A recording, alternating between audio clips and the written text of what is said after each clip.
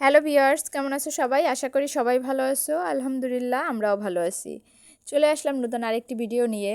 তো বুঝতেই পারতেছো কি ভিডিও নিয়ে আসছি। রমজান চলে আসছে, রমজানের বাজার নিয়ে আসছি।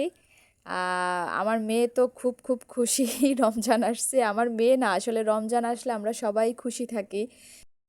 রমজান মাস তো রহমতের মাস, সত্যিই রহমতের মাস। কারণ রমজান মাসে সব কিছুতেই একটা অন্যরকম স্বাদ থাকে। সেটা খাওয়া দাওয়া বলো, যাই বলো না কেন, মানে রমজান মাসের ফিলিংসটাই অন্যরকম।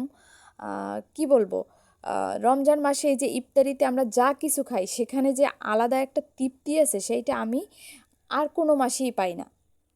রমজান মাসে যেই স্বাদ, যেই তৃপ্তি, সেইটা আমি আর কোনো মাসেই পাই না। আমার মেয়ে তো খুবই অস্থির, কখন বাজার নিয়ে আসবো, রমজানের বাজার কখন নিয়ে আসবো। তো আমি জিজ্ঞেস করতেছি, তুমি কি বাজার মানে বাজারের জন্য যেরকম অস্থির হয়েছো, তুমি কি রোজা সব রাখবা? বলতেছে হ্যাঁ, সব রোজা রাখবো, তুমি বাজার নিয়ে আসো তাড়াতাড়ি। তো বাজার নিয়ে আসছি, এখানেই সব বাজার না, খেজুর ফল এগুলো বাকি আছে। তো সবাই ভালো থাকো, সুস্থ থাকো। আল্লাহ হাফেজ।